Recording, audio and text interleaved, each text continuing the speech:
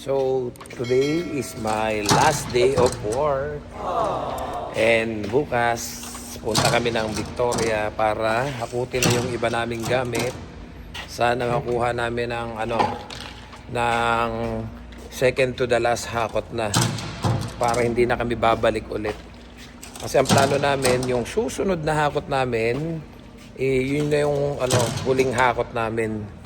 Try namin pagkasyahin lahat yung gamit dun sa pilot ni Kuya. Salamat Kuya, mamimiss kita. Salamat kay Kuya na pinahiram sa amin yung pilot para daw mas malaki yung dala namin paghakot ng mga gamit.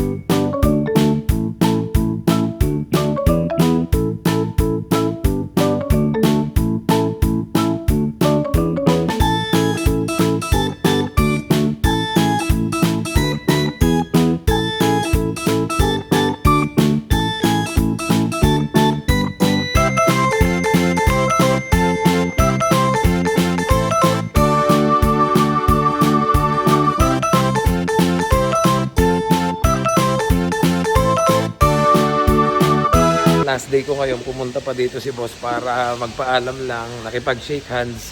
Bigla ko naalala, sabi nga ni Kuya, Ferds, yung shake hands kasi is a sign yon ng deal na kayo or yung bago magpaalaman. So, maayos naman yung paghihiwalay namin ni boss. So, isi-share ko sa inyo kasi may mga nababasa akong comment. Sabi nga nung iba, Sir, ba't aalis ka? Sir, may problema ba? Sir, maganda na yung company mo, bakit aalis ka pa? So, yun nga, isi-share ko sa inyo mamaya, magtatapos lang kami.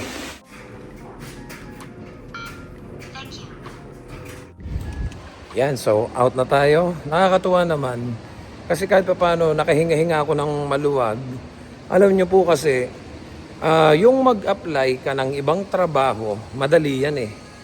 Pasa-pasa ka lang napakadali talaga ng mag-apply. Kaso ang mahirap ay yung magpaalam ka sa trabahong matagal kang nag-stay. So hindi mo alam kung paano ka mag-i-start magsabi, kung anong isasagot sa'yo ng employer mo. Kung hindi mo alam, baka masamain. So, mahirap talaga magpaalam. And hindi naman lingid sa inyong mga kaalaman, kung nakasubaybay talaga kayo dito sa channel natin na matagal na hindi naging maganda yung paghihiwalay ng mga nakaraang mga kasama namin dito. Merong mga umalis na lang, hindi na nagpaalam. So, ang nangyari, hindi man lang sila makabalik dito para makapasyal, ma-share doon sa mga kasama nila na, oh guys, dito ako dati nagtatrabaho. Kasi ang isang bagay na napansin ko, dati may umalis ditong workers na after ma-PR, so nasa Vancouver na siya. So kapag namamasyal sila dito sa Tulip Festival or sa Cultus Lake dito sa malapit sa area, ang ginagawa niya, itinutur niya yung mga kasama niya dito sa farm, sinishare niya na guys, dito ako dati nagtrabaho, dito ako na PR.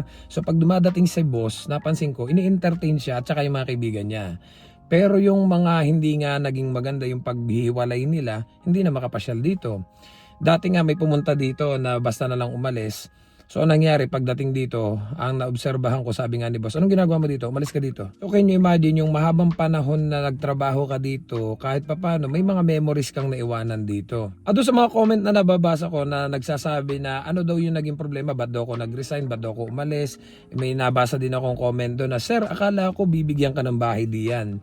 So, totoo po, nag-offer si boss dati ng bahay. Yun nga lang, ang sabi ko nga po sa inyo, may bayad po yun. The last time I remember, ang sinabi niya sa amin, magkano yung renta niyo sa labas? Sabi ko, 1,800.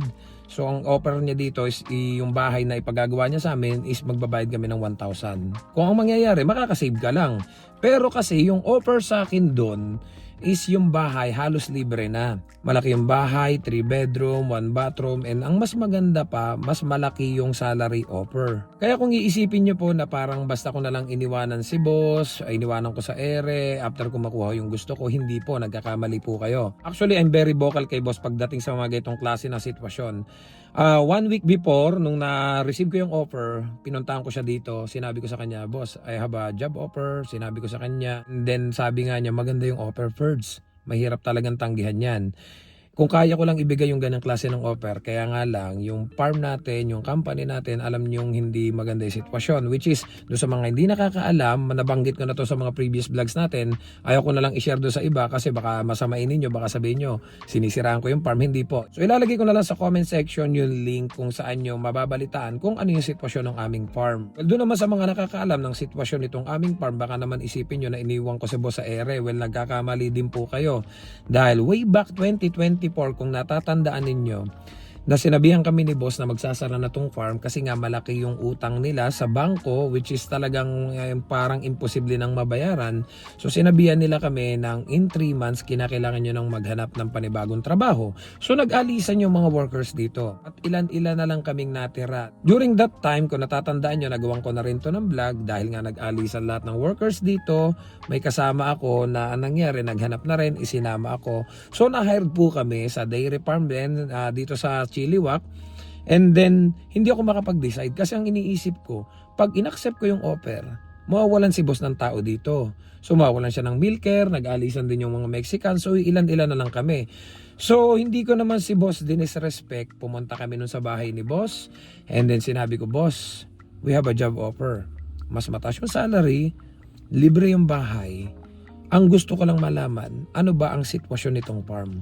Kasi nag-alisan na yung mga tao, pag umalis pa ako, mawawalan ka ng milker. So sabi ko sa kanya, na-hired na kami doon, pero hindi ko pa ina-accept yung offer, gusto ko lang malaman ang sagot mo. Pero ayaw kitang iwanan sa ganitong klase ng sitwasyon na alam ko na kapag umalis kami dahil nag-alisan na nga yung iba, wala nang matitira sa'yo. So nung mga oras na yun, nagpasalamat naman siya sa amin, niyakap niya kami, nagpasalamat siya na alam niyo yung hindi daw namin siya iniwanan nung mga time na yun. Kasi nga, alam niyo yung sitwasyon ng farm, akala talaga namin hindi na magtutuloy-tuloy. And then yun nga, nailipat naman ng yung utang nila, and then nagawa ng paraan. So nagtuloy-tuloy naman itong farm. But hindi pa rin tapos, yung utang is utang pa rin. And then nung minsan, naghingi ako ng letter of employment doon sa aming secretary. Nung pagkasabi ko na hanggang ganitong araw na lang ako, pahingi ako ng letter of employment, sinabi din niya sa akin na gusto daw ako ni boss na mag-stay. Kaya nga lang, dahil nga daw maganda yung offer, wala daw siya magagawa kung kaya lang daw niyang ibigay yung ganong klase ng offer. Kaya lang nga daw, yung sitwasyon nga doon ng farm is nasa hindi magandang sitwasyon. And kahit na sinong magsabi, mapa yung secretary namin, mapa si boss at yung mga anak ni boss, that is a good offer. Imagine, wala ka nang babayarang renta, mas mataas pa yung salary offer. Hindi mo na rin kinakailangang mag-drive, maggagas ka. So bakit po pinili ko yung offer na yung kumpara dito? Unang-una, sabi nga ni kuya, that is a health-wise decision. Dahil unang-una alam niya naman po dito, ang schedule namin is putol-putol. So wala kaming maayos sa tulog. Minsan, duty ka pa ng gabi, tapos umagang-umaga, gigising ka. Unlike po doon, yung schedule is tuloy-tuloy sa maghapon, sa gabi, dire-diretso yung tulog mo. Dahil nga nag-stay ako dito, nagre-renta kami sa labas, nagdadrive pa ako doon, hindi na kami magre-renta, hindi na rin ako magdadrive. Kasi ang bahay ay katapat lang mismo ng farm, nasa iisa lang kaming compound. Kaya doon sa mga nagsasabi na parang iniwanan ko daw sa ere si boss, after daw nakuha ko yung gusto ko dito, hindi po, nagkakamali po kayo. Ayos po yung relationship namin ni boss, and sinabi din niya mismo sa akin na, Ferds, if anything goes sideways, you can come back here anytime. Kaya laking tuwa ko na kahit papano nakahinga ako ng maluwag, na nakapagpaalam ako ng maayos, aalis ako dito ng maayos, makakabalik ako dito para maipasyal yung mga kaibigan ko na guys, dito ako dati nagtrabaho. Itong employer na to, yung tumulong sa akin na maka-apply ng PR. So kahit papano ngayon, naka-open work permit na tayo, nag-aantay lang tayo ng final decision. And gusto ko na rin sagutin yung mga tanong ninyo na, sir, paano yun? Umalis ka dito sa company na nakatulong sa'yo na maka-apply ng PR and then lilipat ka. Kasi nga po, naka-open work permit na po ako. Sa AgriFood Pilot po kasi, kapag nakatanggap ka ng AOR, eligibility, yung eligibility is magagamit mo yon para maka-apply ka ng open work permit. So yung open work permit mo, pwede ka nang umalis dito sa farm. Kung natatandaan ninyo, Nabanggit ko na rin ito sa mga nakaraang vlog natin.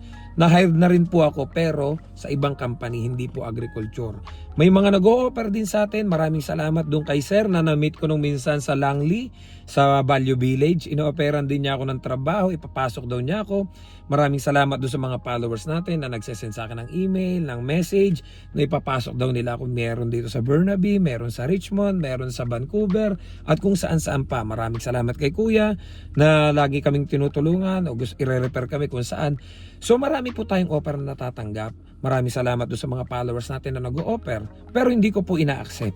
Dahil sabi ko nga po, ayoko munang umalis sa agriculture hanggat hindi lumalabas yung final decision. And bago naman ako gumagawa ng mga decisions ko, nagbabasa muna tayo sa website ng IRCC, sa Canada.ca.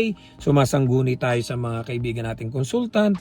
And kaya ko inaccept ang offer na to. Kasi nasa agriculture pa rin po ako. Dairy farm pa rin po ito. Ang pinagkaiba nga lang dito po kasi 1,000 cows, dun sa lilipatan ko is 100 cows lang. Hindi na ako magmi-milking doon kasi robotics na. So ang kailangan lang natin doon is yung taking care of ng mga calves, hoof trimming, breeding, magbi-breed ka ng baka, and driving ng mga equipment nila, yung mga payloader, mga bobcat, mga deer, yung mga ganun po ba. And that is one of the main reason bakit pinili ko yon, kasi may mga pagkakataon na parang nababurnout na ako dito.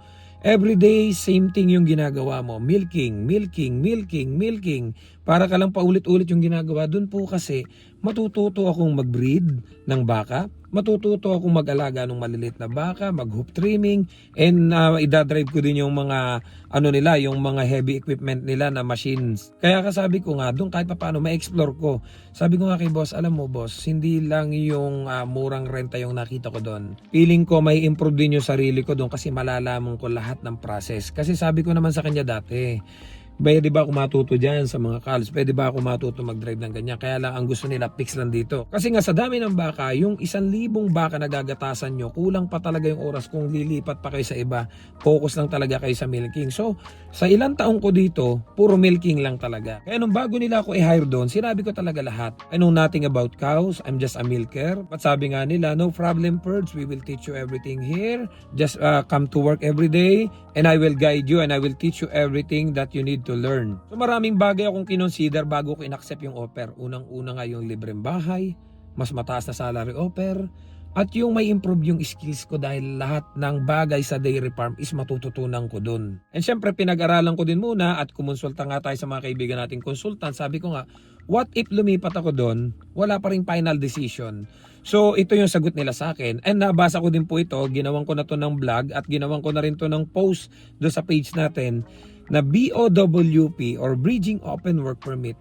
Kung may expired na at wala pa ring final decision, ang mangyayari, i-apply mo lang ulit ng another open work permit for me and for my family. So mangyayari, i-renew mo lang ulit using your eligibility. Hindi mo na kailangan ng sponsorship ng employer. And that's a good thing kasi agriculture pa rin yung ating trabaho, yung nilipatan natin. Naka-apply tayo through AgriFood Pilot. Pero ang nilipatan ko is agriculture pa rin. Kaya nga yung mga nag-hire sa akin ng mga nakaraan na company, merong electronics, merong production, merong shipper receiver, hindi ko inaccept kasi yun yung inaalala ko. Naka-apply ako ng AgriFood Pilot dahil nga sa agriculture and then magshiship ako. Although marami naman akong kakilala na naka-apply ng AgriFood Pilot, wala pa yung final decision, lumabas yung open work permit, while waiting for the final decision, lumipat na ng food counter, lumipat na ng mga production, hindi na related sa agriculture. Pero ako kasi, mas gusto ko yung medyo safe tayo. Kaya pinili ko to dahil alam nyo naman na ang agriculture, healthcare, and construction, yan yung mga safe pa na mga trabaho. Kumbaga, mag-o-offer pa ng LMIA. Kumbaga, is related pa rin do sa pathway natin which is agriculture. Kaya you have nothing to worry. Ako po yung tipo ng tao na bago ako magdesisyon, million times kung pinag-iisipan, nagbabasa-basa muna tayo, kumukonsulta tayo doon sa mga kakilala nating konsultant at doon sa mga taong mismong naka-experience ng pinagdadaanan natin. So, na-share ko lang sa inyo guys para kahit papano, nasagot ko naman yung mga tanong ninyo. Sir, bakit ka po umalis dyan? Sir, hindi po ba maganda? Sir, yan yung employer na tumulong sa inyong maka-apply ng inyong permanent resident, ba't iiwanan nyo na po? I have my own reason and hindi ko naman basta iniwanan sa ere si boss. We are still on a good relationship. Lagi nga niya sinasabi sa akin, Perds, anything happen, kung hindi maging maayos yung pupuntahan mo, yung plano mo, you can still come back here anytime. Sabi nga niya sa akin, babalik ka pa ba? Oh, babalik ako sa Wednesday. Kasi kukunin ko yung letter of employment ko. Magtatapon ako dito ng basura. And magkita na daw kami. Alam ko marami sa inyo yung mga nalungkot kasi marami ang nakaabang na baka sakaling magkakabakante kami dito. Maipapasok pa natin. Pero sa ngayon po kasi, kumpleto na yung tao. And alam naman ni boss na bago ako umalis, may mga nahanap tayong mga followers natin na naipasok natin dito. So aalis tayo, may kapalit tayo dito. Hindi naman natin siya iniwan sa ere na walang kapalit na magmi-milking. And ito lang ang masasabi ko sa inyo guys. Sa Victoria, laging yan ay kasama sa pinakamababang unemployment rate. Halos lahat dito sa British Columbia ay matataas ang unemployment rate at hindi na nag-o-offer ng LMIA. Which is ang Victoria mababa po ang unemployment rate diyan. So there's a chance na yung mga hindi na na-renew dyan makakahanap ng LMIA, ng mga sponsorship, ng mga employer na nag-o-offer pa ng LMIA para magkaroon kayo ng working permit. So nagkakaroon ako ng idea, sabi ko, explore ko yung lugar. Who knows, baka mamaya pagtatanong-tanong natin doon, makikita tayo ng mga employer na willing mag-sponsor ng LMIA. So may share ko naman sa inyo sa mga susunod nating vlog. So don't forget to subscribe, like, and share this video para kahit paano updated pa rin kayo sa bagong chapter ng buhay natin dito sa Canada. See you guys on the next one. I love you all. God bless. Bye-bye!